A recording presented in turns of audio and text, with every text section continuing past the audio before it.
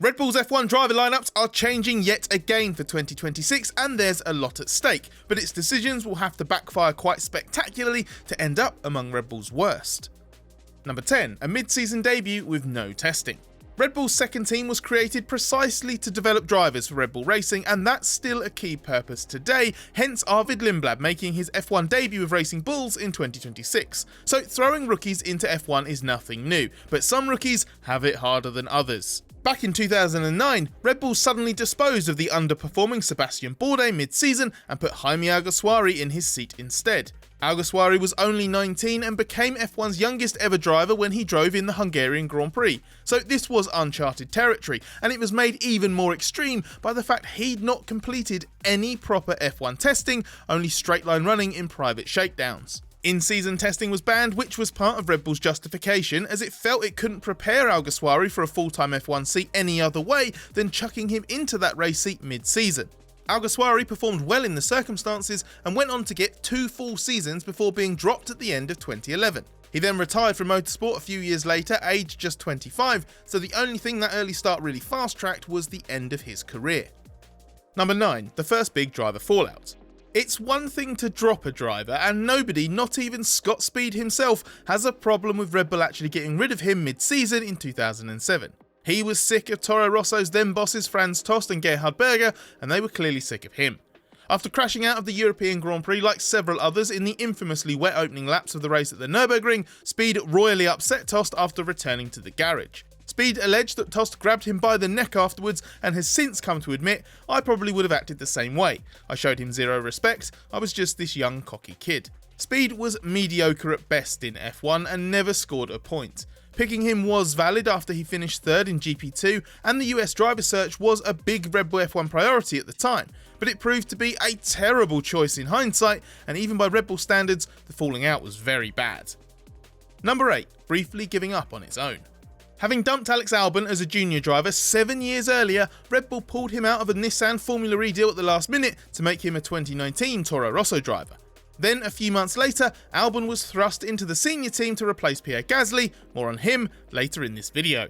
Albon actually managed that pretty well, and his half season was a decent foundation for a full year alongside Max Verstappen in 2020. But that strange condensed COVID-19 season made it tough for Albon to get on top of a car he described as handling like a video game controller with the sensitivity turned up to maximum.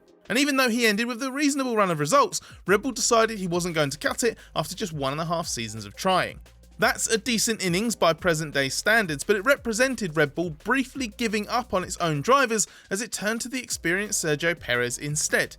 And as Albon had come into F1 with Red Bull because of a lack of options in its driver pool, his stint may also be considered the moment a once great junior program started to get seriously questioned. And as Albon is among the many ex-Red Bull drivers thriving elsewhere in F1, now with Williams, it's fair to conclude he wasn't the only problem. Number 7, a third stint at the junior team. Daniel Kvyat's original demotion in 2016 came after a major mistake in his home race in Russia, but just one race before that, he'd scored his first podium of the season, and we'd be including that relegation in this list on its own were it not for his replacement being Verstappen. So it at least made sense who Kvyat was being kicked aside for, and he was given a second chance at Toro Rosso before being dumped from Red Bull's F1 teams completely towards the end of 2017. Kvyat stayed in F1 with the Ferrari test and reserve role, then Red Bull gave him a third spell at the junior team in 2019. Daniel Ricciardo's shock exit and an avoidable oversight on Dan Ticktum's super license eligibility made Red Bull realise it was embarrassingly low on options. Promoting Gasly to Red Bull Racing left 2 seats to fill at Toro Rosso, and both ended up going to 2 former Red Bull rejects in Albon and Kvyat. Kvyat was a useful experience reference, so there was some logic, but the fact an organisation like Red Bull let itself be so deprived of good enough talent that it had to run him at Toro Rosso for a third time reflects some pretty terrible management. Number 6, a messy in-season overhaul. As we move on to our next entry, like Red Bull through the 2010s, we can't quite rid ourselves of Kvyat just yet. We mentioned he was dropped from his Toro Rosso seat mid-2017. Well, Kvyat had stayed on that year because Red Bull didn't fully trust new GP2 champion Gasly, even though he'd just won a championship no Red Bull Junior had won before. So Gasly was shipped off to race in Super Formula in Japan instead. But with Kvyat toiling as the season went on, Red Bull opted to replace him with Gasly for the final 6 rounds. Gasly joined Carlos Sainz for the next 2 Grand Prix, but there were then 2 more problems. Red Bull let Sainz join Renault for the final 4 races of 2017 as part of a chain including Toro Rosso vacating its Renault engine deal so it could take over McLaren's Honda supply instead. The first of those races, the United States Grand Prix, which Gasly missed as he was allowed to conclude his main programme as he was vying for the title with Red Bull's engine partner Honda. So Toro Rosso needed a complete one-off lineup change. This led to the left field choice of sports car driver Brendan Hartley and a brief recall for Kvyat, who scored a point while Gasly didn't get to race in his Super Formula finale anyway as it was called off because of a typhoon. Number 5. Verstappen's first real victim. Red Bull can't really be blamed for ending up on the back foot with its driver plans in 2019 given Daniel Ricciardo's decision to join Renault came suddenly. But we've hinted already that Red Bull never really fully believed in Gasly, who should have had 2 full seasons under his belt at Toro Rosso when the call came to join Red Bull Racing. Instead, he'd contested just those final few races in 2017 and then the whole 2018 season. Promoting him was right, but Red Bull could and should have done more to ensure Gasly was ready to start with. His crash hit pre-season and internally criticised attitude over the first half of 2019 obviously didn't help matters, and maybe this was never destined to be a workable fit. After an uninspiring run of results, Red Bull spent the final weeks before the summer break insisting that Gasly was safe and there was no plan to replace him, only to demote him in August anyway and make him the first real victim of Verstappen, the teammate destroyer. Getting rid of Gasly after just half a season, especially for a rookie in Alex Albon, was too hasty and has aged poorly with Gasly's performances elsewhere plus the gradual realisation that Red Bull's cars have been as much the issue as the drivers. Number 4. An unusual stopgap. Who'd have thought giving a driver their F1 debut in their late 20s, some 5 years after they abandoned their single-seater career, wouldn't work? Brendan Hartley was an esteemed sports car racer who had won the 2017 Le Mans 24 Hours and was on his way to becoming World Endurance Champion that year when he got the shock call up to Toro Rosso for the final 4 F1 races of the season.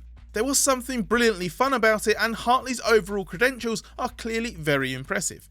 But he was an unusual call and just a stopgap solution, and Red Bull needing to do this when Hartley was yet another driver Red Bull had already dropped as a junior raised questions over its talent pool and its decision making. Hartley did enough to earn a full-time seat in 2018 and he had his moments. He fared better compared to Gasly than people probably expected or even remember now, but he very rarely put it together and the relationship between Red Bull, Toro Rosso and Hartley deteriorated too. Number 3. The fastest demotion of all. There were immediate question marks over Red Bull's choice to replace Sergio Perez with Liam Lawson for 2025. The alternative was the more experienced and arguably faster Yuki Tsunoda, but Red Bull reckoned Lawson was actually quicker, more robust and had a higher ceiling. It was adamant in December 2024 that Lawson was the right choice. Then after just 2 races in 2025, Lawson was demoted to Racing Bulls and Tsunoda replaced him. How Red Bull's judgment could be so bad that it completely revised its opinions so quickly has never been adequately explained. The reality was Red Bull just hoped Lawson would be good enough. It was guessing on the calibre of driver tasked with supporting a World Championship bid. What keeps Lawson's situation out of the top 2 spots on this list is that he was so poor in his first 2 race weekends that a swift course correction was perhaps necessary. And at least he was kept in F1, rebuilt his reputation, and earned a full-time seat within the Red Bull family yet again, being kept on at Racing Bulls for 2026. Number 2. Knee-jerk signing swiftly abandoned. The knee-jerk signing of Nick de Vries and then U-turn on him halfway through his rookie season cemented the notion that Red Bull and in particular Helmut Marko had completely lost their way. The 2020-21 Formula E champion and Mercedes F1 test and reserve driver performed extremely well on his shock point-scoring F1 debut for Williams in the 2022 Italian Grand Prix. It put de Vries on the radar of many teams, but Marko was immediately convinced. De Vries was put into Red Bull's second team for 2023 ahead of its own juniors, like Liam Lawson, who had finished 3rd in F2 and was the obvious next in line. Red Bull gave up on de Vries almost as quickly, dropping him after just 10 pointless races. Marko called signing de Vries his biggest mistake, but he shouldn't have extrapolated a single very good performance on a favourable track for Williams into a massive judgment of de Vries' F1 potential. Replacing de Vries with Red Bull's 3rd driver Daniel Ricciardo was a fairly desperate gambit in itself and didn't work either. But Ricciardo's free agency post-McLaren split and the romantic notion he could re-find his best form with the employer that established him as one of F1's most formidable drivers meant it at least made some sense. Number 1. Costly misplaced priorities. Isaac Hadjar might finally end Red Bull's Verstappen teammate crisis in 2026, but there is a rock-solid option that should have been in the second car already. Carlos Sainz is the big what if for Red Bull. Not for his exit in 2017, which came as a path to Red Bull Racing was blocked by the Verstappen-Ricciardo combination, but for the fact Red Bull had the chance to bring him back in 2025 after Lewis Hamilton took Sainz's Ferrari seat. But Red Bull declined. It lent on the soon-to-be out-of-contract Sergio Perez's performances in 2023, when he was a distant second to Verstappen during Red Bull's most dominant ever F1 season, as the justification. The real reason was Red Bull management didn't want to pair Sainz with Verstappen for risk of upsetting the Verstappen camp and causing internal tension after their fractious time together as Toro Rosso rookies a decade ago. It was stupid to quickly dismiss a proven race winner who would have emphatically answered whether only Verstappen could drive Red Bull's cars or if the team was just hiring dud drivers. But to make matters worse, it was followed soon after by a new 2-year contract for Perez after his season had started to take a bad turn. This was justified by Red Bull as attempting to take the pressure off and help Perez improve, but it failed at massive expense. Perez's season nosedived, Red Bull decided to get rid of him after all and had to pay him millions for the 2 years remaining on his new contract. Meanwhile, Sainz signed for Williams where he shone in 2025 while Red Bull picked Lawson to replace Perez, so it's still paying for that decision now in more ways than one.